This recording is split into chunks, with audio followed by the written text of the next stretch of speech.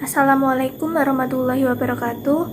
Alhamdulillahirabbil alamin wassalatu wassalamu ala asrofil anbiya'i wal mursalin wa ala alihi washabihi ajmain, amma ba'du. Yang pertama dan yang paling utama, marilah kita panjatkan puji syukur kehadirat Allah Subhanahu wa taala yang telah memberikan nikmat dan kesempatannya sehingga saya dapat menyelesaikan video usul fikih ini tanpa suatu halangan apapun. Video ini dibuat untuk memenuhi tugas mata kuliah usul fikih dengan dosen pengampu Dr. Muhammad Nasriuddin, MA, MAG. Sebelumnya, perkenalkan nama saya Lisa Andriani dengan NIM 202111296, Prodi Hukum Ekonomi Syariah, kelas 3H, Fakultas Syariah, UIN Raden Mas Said, Surakarta. Pada video kali ini, saya akan memaparkan sedikit materi mengenai ta'arud al-adilah. Langsung saja ke pembahasan yang pertama, yaitu pengertian ta'arud al-adilah. Di sini saya membaginya menjadi 3 poin. Yang pertama yaitu pengertian ta'arud al-adilah secara bahasa. Secara bahasa berarti tokhabul dan tamanu, atau bertentangan dan sulitnya pertemuan. Ulama usul mengartikan ta'arud ini sebagai dalil yang masing-masing menghendaki hukum di waktu yang sama terhadap satu kejadian yang menyalahi hukum yang dikehendaki oleh dalil yang lain. Sedangkan secara terminologi pakar usul fikih, ta'arud memiliki kesamaan dengan arti ta'adul dan tokhabul. Menurutnya, ta'arud atau perbenturan antar dalil hukum adalah saling berlawanannya dua dalil hukum yang salah satu di antara dua dalil itu menafikan hukum yang dibentuk oleh dalil yang lain. Pendapat ini dikemukakan oleh Profesor Dr. Haji Amir Syarifuddin. Yang selanjutnya yaitu pengertian ta'arud al-adilah menurut ulama mutakhadimin. Menurutnya, ta'arud al-adilah adalah suatu ungkapan yang dipakai untuk saling meniadakan dua dalil atau beberapa dalil yang menunjukkan pertentangan yang sulit untuk mengkompromikan keduanya. Seperti dalil yang satu menunjukkan hukum wajib, sementara dalil yang lain menunjukkan hukum yang haram. Macam-macam ta'arud al-adilah. Pada dasarnya, ta'arud al-adilah ini dibagi menjadi 4 macam. Yang pertama yaitu ta'arud antara Al-Quran dengan Al-Quran. Yang kedua, ta'arud antara sunnah dengan sunnah. Yang ketiga yaitu ta'arud antara sunnah dengan qiyas. Yang keempat atau yang terakhir yaitu ta'arud antara qiyas dengan qiyas. Contoh ta'arud al-adilah. Mengenai contoh ta'arud al-adilah ini dapat kita temui dalam Quran surat Al-Baqarah ayat 234 yang berbunyi Bismillahirrahmanirrahim, wallazina yutawfa'una minkum wa yazaruna aswaja yatarabasna bi anfusihinna arba'ata ashhurin wa asra fa'iza bala'na ajalahunna fala junaha alaikum fima fa'alna fi anfusihinna bil ma'ruf wallahu bima ta'maluna khabir. Yang berarti orang-orang yang meninggal dunia di antaramu dengan meninggalkan istri-istri, hendaklah para istri itu menangguhkan dirinya atau beriddah 4 bulan 10 hari. Kemudian apabila telah habis iddahnya, maka tidak ada dosa bagimu, yaitu para wali, membiarkan mereka berbuat terhadap diri mereka menurut yang patut. Allah Subhanahu wa taala mengetahui apa yang telah kamu perbuat. Quran surat Al-Baqarah ayat 234. Sehingga dapat disimpulkan dalam Quran surat Al-Baqarah ayat 234 ini, masa iddah perempuan yang ditinggal mati suaminya adalah 4 bulan 10 hari, baik wanita tersebut sedang hamil ataupun tidak.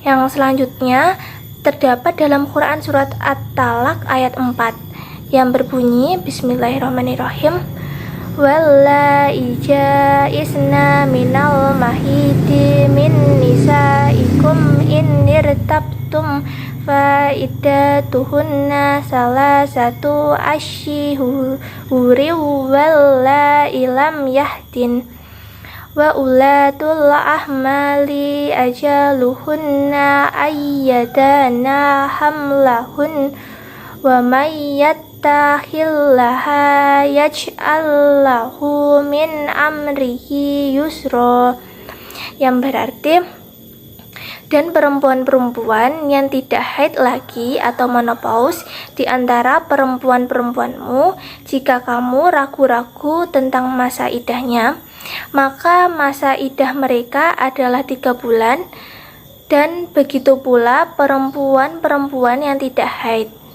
Dan perempuan-perempuan yang hamil, waktu idah mereka adalah sampai mereka melahirkan kandungannya. Dan barang siapa yang bertakwa kepada Allah, niscaya Allah menjadikan baginya kemudahan dalam urusannya. Quran Surat At-Talaq ayat 4. Sehingga dapat disimpulkan dalam Quran Surat At-Talaq ayat 4 ini membatasi waktu berakhirnya idah wanita yang hamil, yaitu sampai melahirkan, baik wanita tersebut statusnya ditinggal mati suaminya ataupun karena dicerai. Yang selanjutnya kita akan membahas mengenai penyelesaian ta'arud al-adilah. Pada dasarnya terdapat perbedaan metode antara mazhab Hanafiyah dan Syafi'iyah dalam penyelesaian ta'arud al-adilah. Di sini saya akan memaparkan metode yang digunakan mazhab Hanafiyah terlebih dahulu. Mazhab Hanafiyah dalam penyelesaian ta'arud al-adilah. Menurut mazhab Hanafiyah, ta'arud bisa terjadi antara nas-nas syar'a ataupun ta'arud antara dalil-dalil lain selain nas. Ta'arud yang terjadi pada dalil-dalil selain nas, semisal ta'arud antara 2 qiyas, maka wajib bagi seorang mujtahid untuk mentarjihkan kedua qiyas tersebut dengan mengutamakan salah satunya. Metode yang digunakan dalam penyelesaian ta'arud al-adilah dalam mazhab Hanafiyah ini ada 4 tahapan.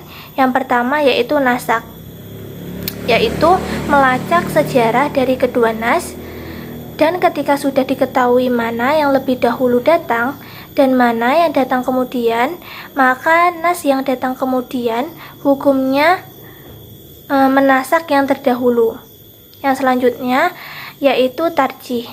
Tarjih yaitu menguatkan salah satu dalil yang bertentangan berdasarkan beberapa qarinah yang mendukung ketetapan tersebut. Yang ketiga yaitu al-jam'u wa al-taufiq, yang berarti mengompromikan dalil-dalil yang bertentangan setelah mengumpulkan keduanya. Hal ini berdasarkan kaidah mengamalkan kedua dalil lebih baik daripada meninggalkan atau mengabaikan dalil yang lain.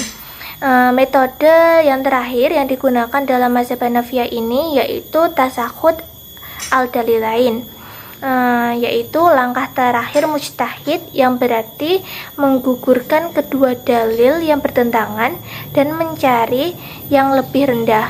Hal ini ditempuh apabila tidak bisa menggunakan ketiga cara di atas. Yang selanjutnya yaitu penyelesaian ta'arud al-adilah menurut mazhab Syafi'iyah.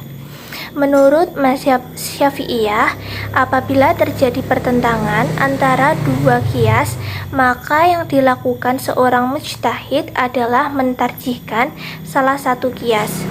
Kemudian apabila terjadi pertentangan atau ta'arud antara 2 nas, dalam pandangan seorang mujtahid menurut mazhab Syafi'iyah, Malikiyah, Hanabilah, dan Zahiriyah, wajib bagi mujtahid untuk melakukan pembahasan dan berijtihad sesuai dengan tahapan-tahapan berikut ini secara tertib.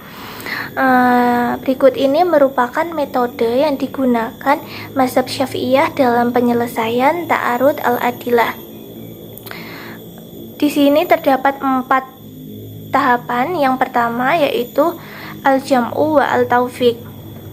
yaitu cara yang digunakan untuk mengkompromikan kedua dalil tersebut ada 3. Yang pertama yaitu membagi kedua hukum yang bertentangan. Yang kedua memilih salah satu hukum. Yang ketiga atau yang terakhir yaitu mengambil dalil yang lebih khusus. Berikutnya yaitu tarjih. Apabila tidak bisa menggunakan metode al-jam'u wa al-taufiq, seorang mujtahid beranjak pada tahapan yang selanjutnya, yaitu tarjih, yakni menguatkan salah satu dalil. Tahapan yang selanjutnya yaitu nasak. Ketika cara tarjih tidak dapat memberikan jawaban atas ta'arud baina al-adilah, maka melangkah pada nasak, yakni membatalkan hukum yang terkandung dalam dalil yang terdahulu dan mengamalkan hukum pada dalil yang turun kemudian. Tahapan yang terakhir yaitu tasahud al-dalilain, yaitu langkah terakhir yang ditempuh apabila seorang mujtahid merasa kesulitan menyelesaikan pertentangan antara dalil, ialah tasahud al-dalilain, yakni meninggalkan dalil-dalil yang bertentangan dan beralih pada dalil yang lebih rendah derajatnya. Seperti yang saya sudah jelaskan sebelumnya, terdapat beberapa metode dalam penyelesaian ta'arud adilah ini, seperti metode nasak, tarjih, al-jam'u wa al-taufiq, dan tasahud al-dalilain. Nah, pada selanjutnya saya akan menjelaskan lebih rinci apa yang dimaksud dengan nasak, apa yang dimaksud dengan tarjih, apa yang dimaksud dengan al-jam'u wa taufiq, serta apa yang dimaksud dengan tasahud al-dalilain, serta saya akan menyebutkan contoh-contoh dari masing-masing bagian tersebut. Kita mulai saja. Yang pertama yaitu nasak. Pengertian nasak secara etimologi ada beberapa makna nasak, diantaranya yaitu tabdil atau mengganti, arafa atau penghapusan, al-izalah atau menghilangkan, al-ibdal atau pembatalan, dan anakhal atau memindahkan. Sedangkan secara terminologis, nasak adalah pembatalan penggunaan hukum syar'ah dengan suatu ketentuan dalil yang datang kemudian. Pembatalan tersebut baik secara jelas maupun samar-samar, baik secara kul'i maupun juz'i, karena ada ketentuan yang dikehendaki. Pada dasarnya terdapat 4 syarat nasak, yaitu yang pertama, hukum yang dibatalkan bukan persoalan yang berkaitan dengan hukum yang sifatnya permanen dan abadi. Yang kedua, hukum yang dibatalkan bukan persoalan yang semata-mata berpijak pada akal, dilihat dari segi baik dan buruknya. Yang ketiga, yaitu hukum yang dibatalkan atau nasik datang sesudah ketentuan yang dibatalkan atau mansuk. Selain itu, kedua hukum tersebut mempunyai ketentuan yang sama. Yang keempat atau yang terakhir, yaitu hendaknya nasak itu berkenaan dengan an-nasak adamani, yaitu pertentangan hukum yang tidak ada jalan untuk mengkompromikannya. Contoh dari nasak yaitu sanksi terhadap pezina pada mulanya adalah dikurung di rumah sampai mati.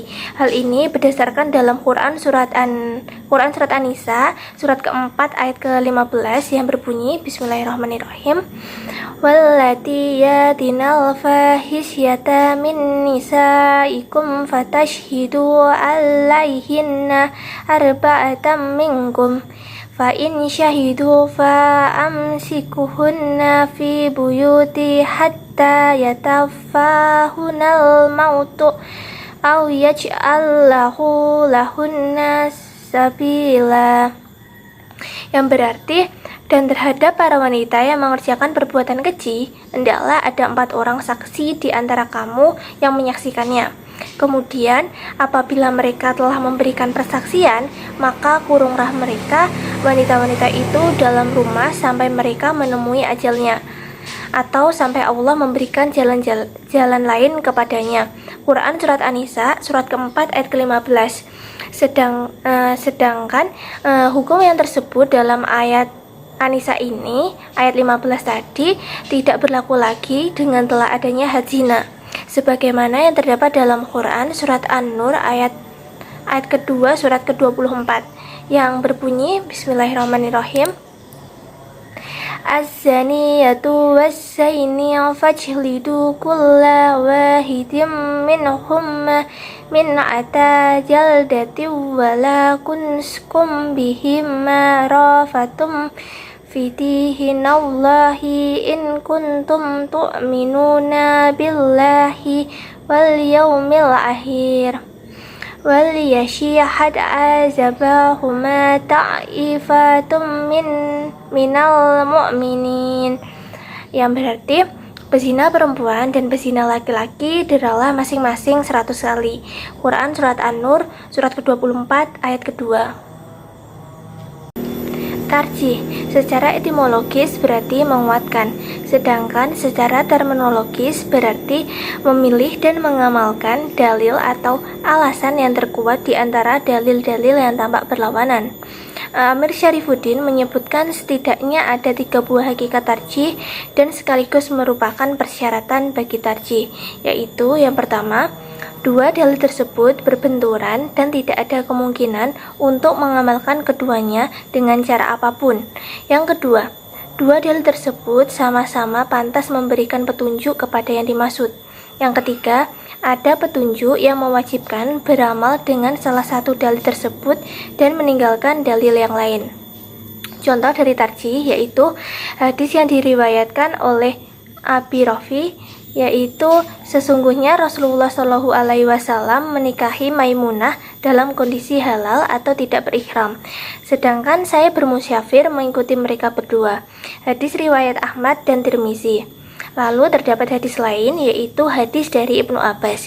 Ia berkata, sesungguhnya Nabi Muhammad Shallallahu Alaihi Wasallam menikahi Maimunah dalam kondisi berihram. Hadis riwayat Bukhari, Muslim, dan Ashabus Sunan. Sehingga dari 2 hadis tersebut terjadi ta'arud, maka harus ditarjih dan sesuai cara yang disebutkan, maka hadis Rafi lebih dikuatkan daripada hadis riwayat Ibnu Abbas, karena Rafi ketika meriwayatkan hadis itu bersama-sama dengan Rasulullah dan Maimunah. Yang selanjutnya yaitu al-jam'u wa al-taufiq, atau mengkompromikan dalil-dalil yang bertentangan setelah mengumpulkan keduanya. Hal ini berdasarkan kaidah mengamalkan kedua dalil lebih baik daripada meninggalkan atau mengabaikan dalil yang lain. Contoh dari al-jam'u wa al-taufiq yaitu dalam Quran surat Al-Baqarah surat kedua ayat ke-234 yang berbunyi, wallazina yutawaffawna minkum wa yazaruna azwajan yatarabbasna bi anfusihinna arba'ata ashhurin wa ashra fa izza bala'na ajalahunna fala junaha alaikum fima fa'alna bi anfusihinna bil ma'ruf wallahu bima ta'maluna khabir. Surat Al-Baqarah ayat 234 tadi bersifat umum, yaitu setiap perempuan yang ditinggal mati suaminya, baik hamil maupun tidak hamil, wajib beriddah selama 4 bulan 10 hari. Sedangkan dalam ayat 4 surat At-Talaq yang berbunyi, Bismillahirrahmanirrahim, wallaiya isna minal mahidi min nisaikum inirtabtum fa iddatahunna salasatu ashhurin wala illam yahdin wa ulatul ahmali ajalahunna ayyadana hamlahun wa may yatahillaha yaj'al lahu min amrihi yusra. Ayat tersebut juga bermakna umum, yaitu setiap wanita hamil, baik ditinggal mati suaminya atau bercerai hidup, wajib beriddah sampai melahirkan kandungannya. Dari kedua ayat tersebut nampak bertentangan, sehingga diselesaikan dengan cara mengkompromikan antar keduanya. Sehingga diperoleh kesimpulan, yaitu iddah perempuan hamil yang kematian suaminya adalah masa terpanjang dari dua bentuk iddah, yaitu sampai melahirkan atau sampai 4 bulan 10 hari. Artinya, jika perempuan itu melahirkan sebelum sampai 4 bulan 10 hari sejak suaminya meninggal, maka iddahnya menunggu 4 bulan 10 hari.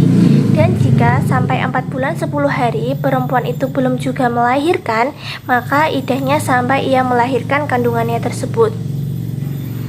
Yang selanjutnya yaitu mengenai tasahud al-dalilain, yang berarti meninggalkan dalil-dalil yang bertentangan dan beralih pada dalil-dalil yang lebih rendah derajatnya. Misalnya ada pertentangan antara dua ayat, sedangkan tata cara sebelumnya sangat sulit dipakai, maka langkah yang harus ditempuh adalah mengambil keterangan yang lebih rendah dari Al-Quran, yaitu sunnah. Apabila dua sunnah yang bertentangan, maka beralih pada istidlal dengan qaul asabah bagi yang menggunakannya sebagai hujah, dan beralih pada qiyas bagi yang tidak menggunakan istidlal qaul asabah. Contohnya yaitu dalam firman Allah dalam surat Al-Muzammil surat ke-73 ayat ke-20 yang berbunyi Bismillahirrahmanirrahim, fa'i'rau ma tasyarra minal Qur'ani, yang berarti maka bacalah apa yang mudah bagimu dari Al-Quran. Sehingga dapat disimpulkan menurut Quran surat Al-Muzammil ayat 20 ini mewajibkan orang-orang yang salat termasuk makmum untuk membaca ayat-ayat Al-Quran yang mudah dibaca, sebab konteks ayat tersebut berbicara dalam konteks salat. Sedangkan dalam Quran surat Al-A'raf surat ke-7 ayat 204 Allah Subhanahu wa taala berfirman yang berbunyi Bismillahirrahmanirrahim, wa iza quri'al Qur'anu fastami'u lahu wa ansitu la'alakum turhamun, yang berarti dan apabila dibacakan Al-Quran maka dengarkanlah baik-baik dan perhatikanlah dengan tenang agar kamu mendapatkan rahmat. Sehingga dapat disimpulkan dalam Quran surat Al-A'raf ini kewajiban membaca Al-Quran, sebab yang diperintahkan adalah mendengarkan dan memerhatikan bacaan imam dalam sholat. Oleh karena itu, cara yang dilakukan oleh tawakuf atau tidak mengamalkan kedua dalil sampai ditemukan dalil lain yang menjelaskan masalah tersebut. Dalam hal ini dicarikan penjelasannya pada hadis yang menjelaskan, misalnya yaitu hadis riwayat jamaah yang berbunyi, barang siapa yang sholat di belakang imam, maka sesungguhnya bacaan imam menjadi baginya. Yang selanjutnya kita akan membahas mengenai am dan khas.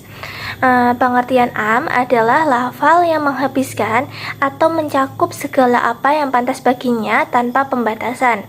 Sedangkan yang dimaksud dengan khas adalah lawan kata dari am, karena ia tidak menghabiskan semua apa yang pantas baginya tanpa pembatasan.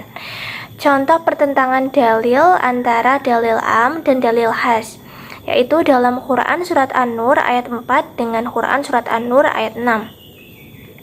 Yang pertama saya akan membacakan Quran surat An-Nur ayat 4 yang berbunyi Bismillahirrahmanirrahim, wallazina yaramunal muhsanati summa lam yatubi arba'ati syuhada'a fajliduhum samanina jaldatan wala ta'balu lahum syahadatan abada wa ulaika humul fasihun, yang berarti dan orang-orang yang menuduh wanita yang baik-baik berbuat zina dan mereka tidak mendatangkan 4 orang saksi, maka deralah mereka yang menuduh itu 80 kali dera, dan janganlah kamu terima kesaksian mereka buat selama-lamanya, dan mereka itulah orang-orang yang fasik. Quran surat An-Nur ayat 4. Dalil ayat ini merupakan dalil am yang menetapkan hukuman dera terhadap orang yang menuduh perempuan muhsan atau bersuami berbuat zina, baik perempuan itu istrinya sendiri ataupun perempuan lain. Akan tetapi, nas tersebut ditaksis dengan selain perempuan yang menjadi istrinya, karena berdasarkan firman-Nya dalam Quran surat An-Nur ayat 6 yang berbunyi, Bismillahirrahmanirrahim, wallazina yarmuna aswajahum walam yakul lahum syuhada illa anfusuhum fa syahadatu ahidim arba'u syahadatim billahi innahu laminas sadiqin. Yang berarti, dan orang-orang yang menuduh istrinya berzina padahal mereka tidak ada mempunyai saksi-saksi selain diri mereka sendiri, maka persaksian orang itu ialah 4 kali bersumpah dengan nama Allah. Sesungguhnya dia adalah termasuk orang-orang yang benar. Quran surat An-Nur ayat 6. Dari kedua dalil yang nampak bertentangan itu dapat disimpulkan bahwa ayat kedua mentaksis ayat yang pertama. Menurut Abu Hanifah, dalil satu harus ditaksis dengan dalil yang lainnya. Berikutnya kita akan menjelaskan apa yang dimaksud dengan mutlak muqayyad. Pengertian mutlak. Mutlak adalah lafal yang menunjukkan suatu hakikat tanpa suatu takyid atau pembatas. Jadi ia hanya menunjuk pada satu individu, tidak tertentu dari hakikat tersebut. Lafal mutlak ini pada umumnya berbentuk lafal nakiroh dalam konteks kalimat positif. Sedangkan yang dimaksud dengan muqayyad adalah lafal yang menunjukkan suatu hakikat dengan haid atau batasan. Para fuqaha telah bersepakat bahwa jika ada lafal mutlak yang hukumnya dan objeknya sama dengan lafal yang muqayyad, maka pengertian lafal yang mutlak tersebut disesuaikan dengan lafal yang muqayyad. Yang selanjutnya saya akan menjelaskan mengenai kaidah usul tasyri'iyah. Kaidah usul tasyri'iyah ini adalah kaidah-kaidah yang bertalian dengan tujuan dan dasar-dasar syariat dalam menetapkan hukum. Terdapat 7 kaidah dalam kaidah usul tasyri'iyah ini, yaitu yang pertama, tidak boleh bagi seorang yang berkuasa terhadap milik orang lain tanpa izin atau pemberian kekuasaan dari orang yang bersangkutan. Yang kedua, hukum itu bisa berubah dengan berubahnya zaman, tempat, dan situasi. Yang ketiga, kepicikan itu perlu diangkatkan. Yang keempat, kemudaratan itu perlu dihindari atau dihilangkan. Yang kelima, semua urusan itu tergantung pada motivasinya. Yang keenam, kesulitan itu membawa kemudahan. Yang ketujuh, keyakinan itu tidak dihilangkan oleh yang syak. Yang selanjutnya saya akan menjelaskan mengenai kaidah usul lugawiyah. Kaidah usul lugawiyah adalah kaidah yang dirumuskan oleh para ulama berkaitan dengan maksud dan tujuan ungkapan-ungkapan bahasa Arab yang lazim digunakan oleh bangsa Arab itu sendiri, baik yang terdapat dalam ungkapan-ungkapan sastra seperti syair, prosa, dan lain sebagainya. Di sini saya menyantumkan 7 kaidah usul lugawiyah, yaitu yang pertama, pada dasarnya pengertian dari suatu kalimat adalah hakikatnya. Yang kedua, bila kalimat itu tidak bisa diartikan atau menurut arti yang semestinya, maka ia dianggap kosong saja. Yang ketiga, bila pengertian hakikat tidak bisa diterapkan, maka dialihkan kepada pengertian majazi. Yang keempat, pada dasarnya kalimat perintah itu menunjukkan wajib. Yang kelima, perintah terhadap suatu berarti perintah juga terhadap cara-cara yang mengantarkan kepada sesuatu tersebut. Yang keenam, pada dasarnya kalimat larangan itu menunjukkan haram. Yang ketujuh atau yang terakhir yaitu perintah yang datang sesudah larangan menunjukkan kebolehan saja, berarti yang dimaksud di sini bukan wajib. Demikianlah pembahasan materi mengenai ta'arud adilah yang bisa saya sampaikan pada video kali ini. Semoga materi mengenai ta'arud adilah pada video kali ini dapat bermanfaat untuk kita semua. Jika terdapat salah kata maupun materi dalam video ini yang masih sedikit, saya mohon maaf yang sebesar-besarnya. Akhir kata, wassalamualaikum warahmatullahi wabarakatuh.